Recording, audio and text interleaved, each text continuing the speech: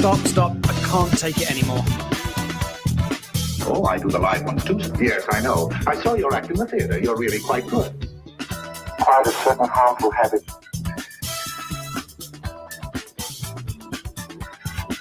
Stop it now, I'm eating. Hello, welcome back. We are breaking up with RBS. This is episode number 59, and I am Tani Santabria. And I am still JDK Whittakin. And we are still here to debunk the junk. Always and forever. Always and forever. There's a song like that. I think so, probably. I don't know. Yeah, we're here to debunk the junk. Those BS stories that oftentimes are at the root of a lot of our stress and difficulty. And we actually have the ability to disengage from them. Yeah. Live a more straightforward life. Yeah. Well, just an easier. Easier. Sort of like simpler. Sort of like easier. I mean, like with more ease. More like ease. Just more floating about, if you will. Even when tough times come? Yeah. Yeah. Yeah. Even when. Yeah. Anyway. I think about resiliency in the tough times. Yes. Right? There's a sense of like, okay, this is a tough thing. Tough. And it doesn't need to bury me. Exactly. More accurately, I don't need to bury myself because of it. And I don't have to move through it perfectly. Right. Either, because I've not ever dealt with this before. So I don't even know what I'm doing. And it can still be okay. Yeah. You know, and sometimes it's like, this happened before, but it has not affected me like this. Something must be wrong. No, it just means this time is tough. Yeah. Interesting stuff. So anyway, so welcome back. Good to see you. Yes. Good to see you too. Yeah.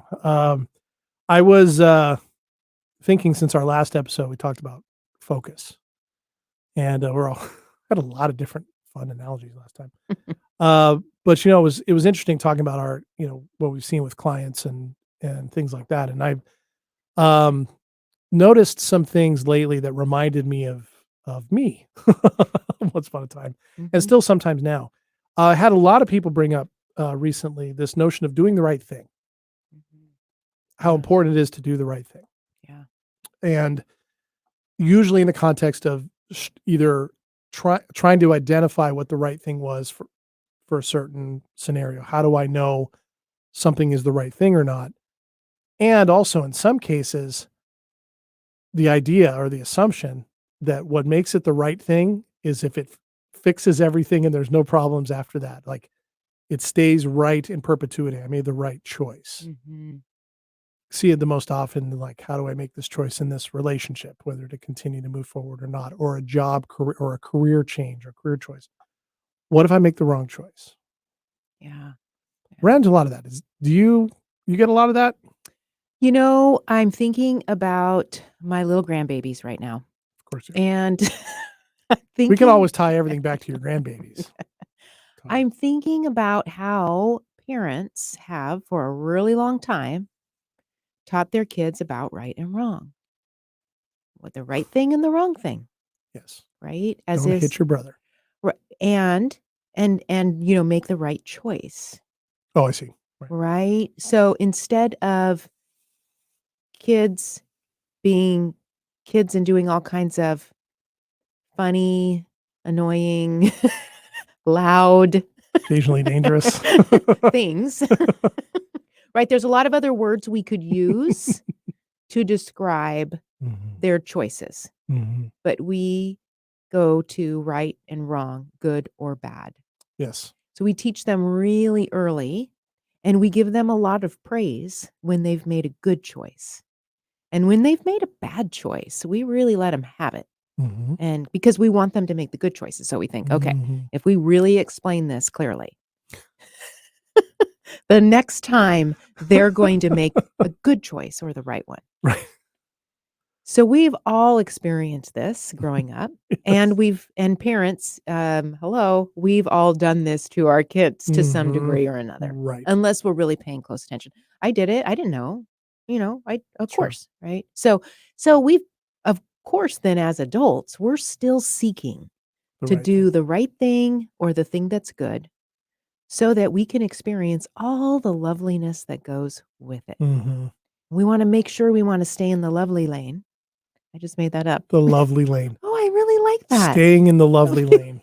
There's the episode title right Yes, there. You keep yes. going. I'm going to write that down. Okay. So we Literally, I'm right. gonna write that down. So we want to stay in that lane. So we want reassurance Right. that we find the right thing, that it's going to continue to be the right thing, that we're going to be rewarded.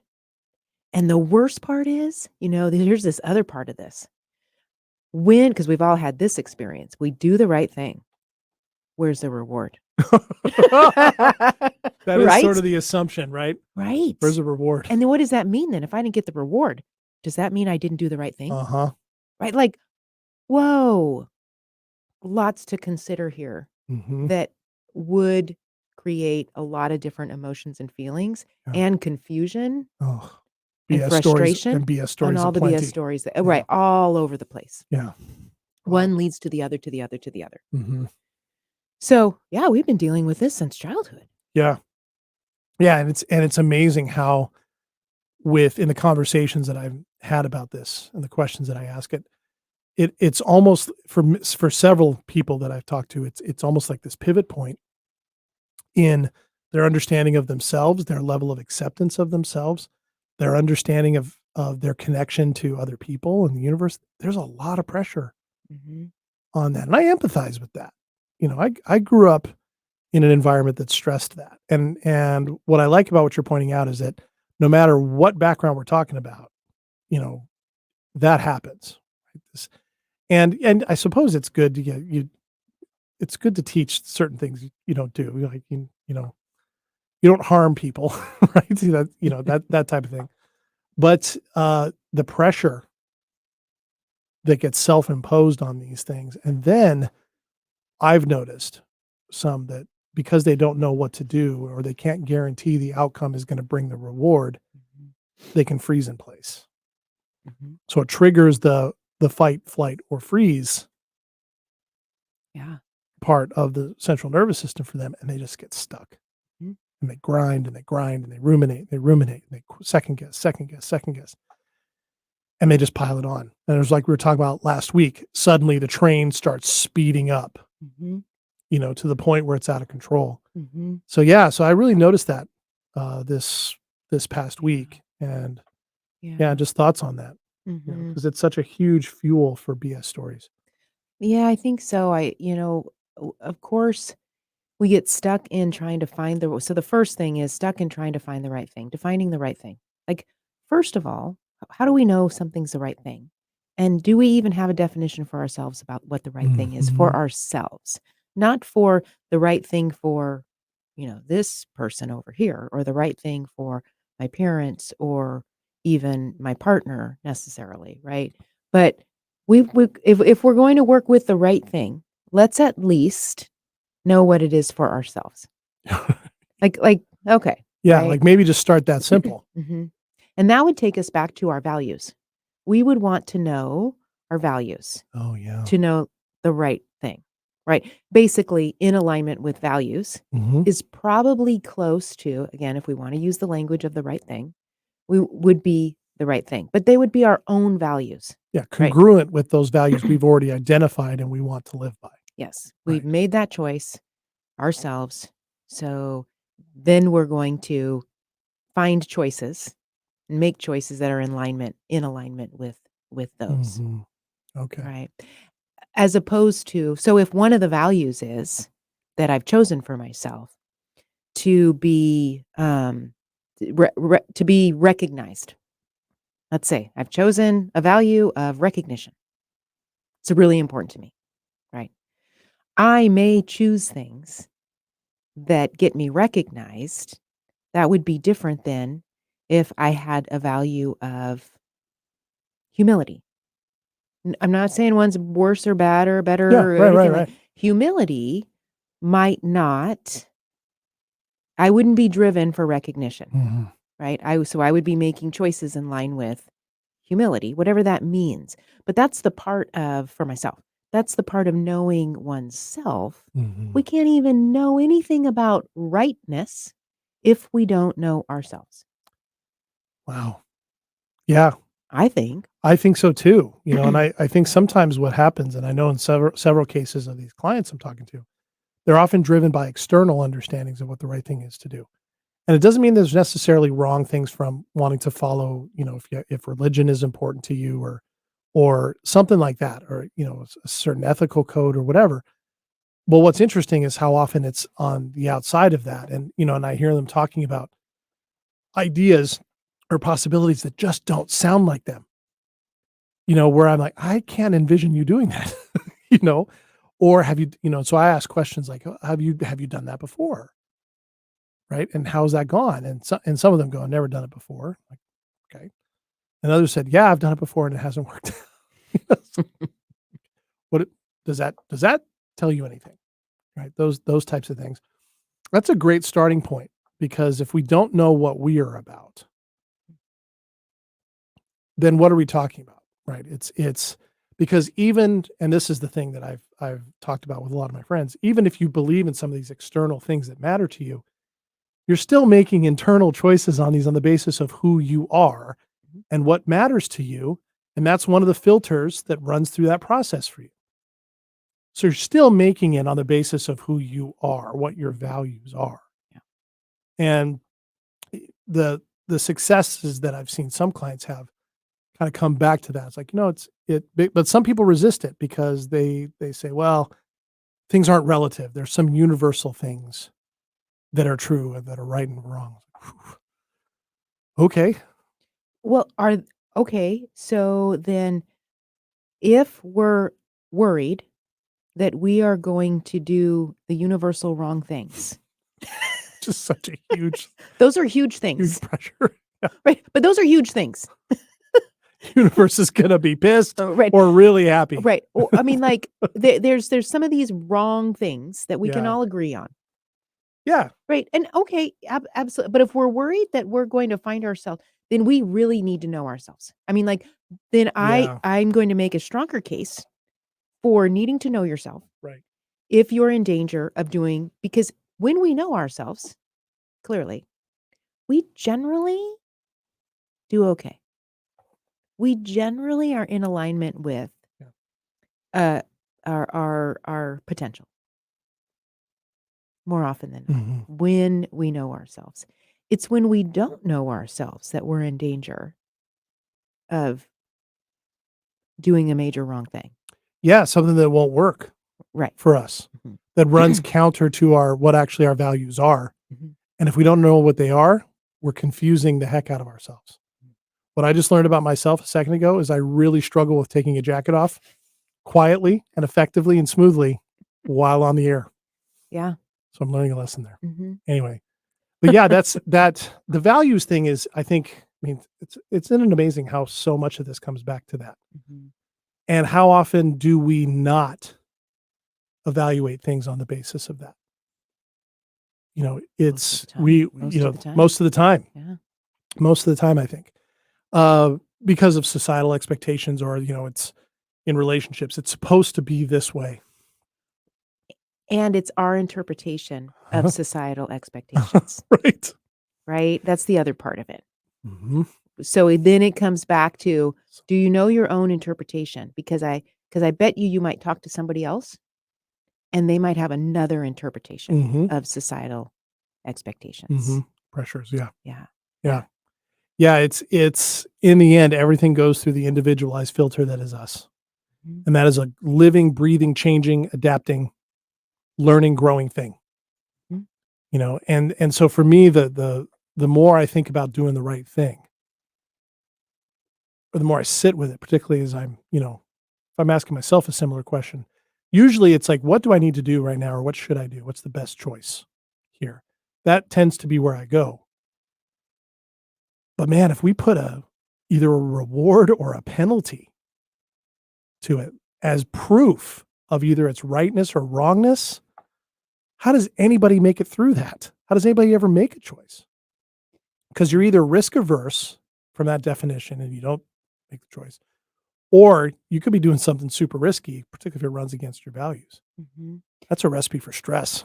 Well, and that's the part, right? Like, the whole point of us having these conversations is to hopefully reduce the level of stress that people are experiencing. Mhm. We're making it way more difficult on ourselves by putting these rules and expectations and this rightness and all the things all over the place. Yeah. And all it is doing is revving up the stress response, making us physically ill. Mhm. A lot of diseases and a lot of illnesses come from inflammation in the body. Yep. It's making us have more difficult sorts of relationships. If parents are stressed out, what happens to the kids? Like this is why we do this, Mhm. right? So if we can bring down the stress in any different area that we can, as far as how we think about things or what rules and expectations we put up for ourselves, and have us sort of like question and really pay attention to what we're doing Yeah. so that we can decrease that Mhm. and understand that we have choice around it. Like that's the benefit that we'd like to see, Absolutely. right? And certainly then being connected and present in the moment and all of those does bring the stress response down. Mhm. There's lots of different ways to be able to do this, but we've got to be in charge of our thinking process, and we've got to be um, aware of what we have the choice to think about, and in the way we think about things, we have that choice Mhm. to choose. We do. We do. And we can get cues on that from our bodies, and learn how to Mhm. keep things a little more right-sized. And one of the things I learned over my long lifetime, because I've been here for a while, because I have two grandbabies, is that Always um, back to the grand. yeah, is that there's a lot of, if I'm going to use the right word, there's a lot of right choices that I have in front of me at any given moment. There's probably more right choices in front of me than wrong or bad choices in front of me, right? So if I want to use right and wrong and bad and good, um, like widen the scope, cast your net wide, because Mm. there's a lot of choices out there for you, Yeah. not just one. If Yeah. you're looking for one, it's like you're banging your head up against the wall right here. Yeah. Yeah. Because the one right choice does not exist. Mhm. Like you said, we are growing, we are dynamic, we are adapting, we Yep. are, in this moment, we're resilient. That's what life is. Mhm. And people change, Mhm. and what people's priorities and values are can change. And that's one thing I keep coming back to. My language has shifted, and I sometimes hear it with clients too, that what's my best choice in this given? That widens the net a little more. What's the best choice? Or what are the options? What are the possible choices? Possible choices, yeah. You know? And increasingly a recognition that whether it quote unquote works, however we define that, reward or otherwise, or not, it's survivable. And it may not be a permanent thing. Right. It reminds me of one of the most important conversations I ever had with you when I was going through this, something similar, making a lot out of a single moment. I don't think it was a choice then, but a single moment and saying, however this turns out is so important. And what you pointed out to me was, well, why are you making that the arbiter for everything that is going to follow Mhm. rather than just what's happening right now? And for me, the issue was I was trying to control an outcome. Mhm. And I didn't want any pain or uncertainty or difficulty Yeah. or disappointment to come with it. And what's amazing is that that situation and pretty much every other one I've done that, it's never gone the way I was worried about or ever, Right. you Yeah. know. Mhm. Broadening that net matters because the right versus wrong, man, that's like trying to, dive into the ocean and on your first grab on the bottom hope that you pick up the nickel that somebody told you was there.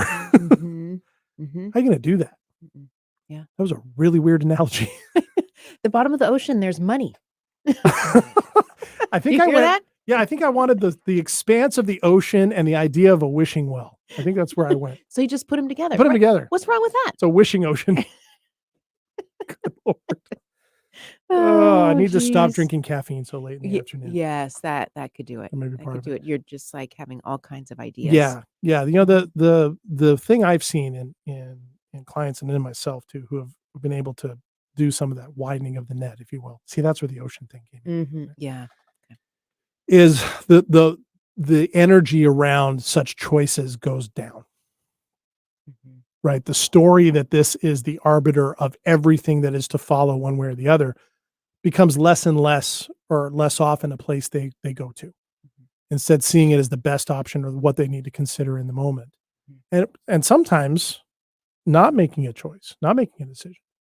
You're saying, I don't need to do anything here. Let's let this play out a little bit. Well, and that'd be a choice, That's choice, right? right? Like I think about, we were talking last week about focus and attention, right? Like Mhm. if we are so focused on the right thing or circumstances happening the way in which we want them to be so badly, we're not present, right? Mhm. And so then at a next moment or a next moment, we're not present because we're so worried about the right thing.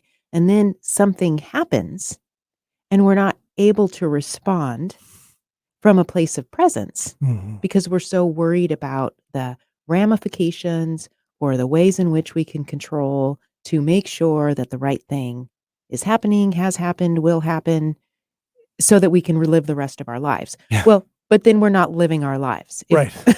Right. Right. So it gets so very complicated It does. when it doesn't need to be. Yeah, it doesn't. And it's trying to build a life, it's trying to get to an escape hatch in life that doesn't exist. Yeah. It's I'm trying to make a choice that will make everything easier. That's the reward. Make everything clearer, smoother, more ideal, more secure. That's usually what that reward is, something like that. Mhm. And it's just not true. Mm-mm. It's not true. Mm-mm. And it doesn't need to be. Mm-mm. And that doesn't mean what we're sitting here saying is, well, life is hell. Deal with it. Well, sometimes. Sometimes it is. But, just deal with it. But instead, it's about recognizing that we don't get to opt out of the negatives in life Mhm. or the difficulties in life. We'll struggle more if we try to. Exactly. That's the thing. So That's a better way to put it. we can Yeah. continue to try to opt out of those. Mhm. Yes.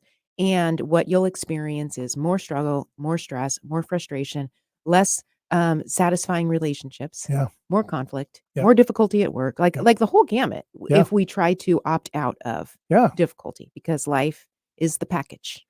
And with that, less opportunity Yeah. for something completely. else, Mhm. less curiosity because there's more fear, more frustration, more angst, more resentment, uh, less possibility. Mhm. Absolutely. And and I found that curiosity, possibility, I thrive on them. They're so fun and rewarding and helpful to think about, and it doesn't put me in this pressure situation to have an answer for everything in a given moment. Mhm. It allows me to sit with it a little bit longer Mhm. or a lot longer, go, huh? That's the thing when I look back, I lost a lot of opportunities once upon a time for that. It's okay. It's all right, because that's the fun thing about curiosity and possibility. Once you taste it and tap into it, you want some more in it. Mhm. It's just as good whether you discover it 40 years into life or you discovered it in 10. Yeah. Yeah, yeah. And I love not actually having the answer. I actually love this. I know. It's fun. It really is fun not Mhm. to have the answer because there's just more possibility possibly, or you get to hear about other, Mhm. like there's just an openness in not having the answer. And of course sometimes maybe you have to have some kind of an answer. Mhm. But often we don't necessarily need an answer. We don't need a decision. We don't need we just need to be open and present Yeah. and see what happens. Yeah. And just because we're demanding of ourselves that we need to have an answer to something doesn't really mean that we do. That could be coming from a place of, I'm looking for certainty because I'm uncomfortable, Mhm, right? Trying to control an outcome, trying to control the future. We just don't need that, mhm, mhm. you know. Or feeling like we'll be more successful if we have the answer. Yes. And more security and happier and all these kinds of things. Yeah. Mhm. Yeah. Yeah. Never mind the fact that, I can name, if we had enough time, which we don't, and I don't think anybody would be interested anyway. If we could if we were to go back and take a look at what I considered right decisions Mhm. are no longer, quote unquote, Yeah. the right decisions. Which really what that means is they're no longer congruent with Mhm. what my values are. Mhm. Yeah. Well, you know your values. and I know my values. Yeah. And I know that other people have different ones. And that's okay. They can have them. I have mine. Mhm. And I kind of know where I start and stop more effectively Mhm. in my Yeah. relationships. And that's helpful, even in times of conflict. Because it helps Especially, especially yes. because it helps me know what is actually mine Mhm. and what is somebody else's, no matter what they might think. You know? Absolutely. Yeah. Mhm. It's interesting. Mhm. Wow. Doing the Whew. right thing. I tell you, it's almost like chalkboard, nails on chalkboard for me now. When the right thing pops up, Yeah. I get all, sort of like worked up, and I got to take a few breaths, especially when I'm Yeah. with my client. I try to do it really carefully so Mhm. they don't suspect. But Yeah. mhm. The visual I get with it is the scene from you're laughing already because you don't know where this is going to go. The scene from Back to the Future where he crashes into the manure truck Yes. and it all piles on top of him. Yes. That's what I think Yes. of Oh, yes, that's good. with that, just Mhm. crashing into that, right? Oh, And for whatever reason, because it just piles on. yeah. Because that story about what the stories that could come out of that, it's just a pile of all that. It's not necessary. Right. And then we have to sift through it all. I gotta be like, okay, we've got a huge pile here to work with. Are you ready? Gotta unshovel it, clean out the car, shower off. Oh gosh, I know, yes. never good. So, all right. Well, We just get through it. yet another area Yeah. of BS or junk to debunk. So, Mhm. and there's always more, folks, and it's not as if they don't come; they come for us too. But the fun part is you can start getting better at sidestepping the piles. Yeah, we're getting really good at working with it. Yeah, Really good. yeah. Uh-huh. And sidestep the piles. You don't have to step in it all the time. No. Mm-mm. That's always good. So join us next week to find out something else maybe you shouldn't step in. If you are listening to this as a podcast, thank you so much for subscribing, leaving us a review. We really appreciate it. Come visit our YouTube channel, Breaking Up with RBS. Also, our Facebook group of the same name. You can check out Tawny's 6-week self-mastery course at unperfectyourself.com and start doing all this stuff in your own context. And certainly we'll be right here next week to talk about something else. So until then, I am JDK Winnikin. And I'm Tawny Santabria. Thanks for helping us. And Mm-hmm. I don't even know where I'm going. Don't step in any piles. See ya. Stop it now, I'm leaving. I don't think he felt anything after the crash. Scusa che è già io.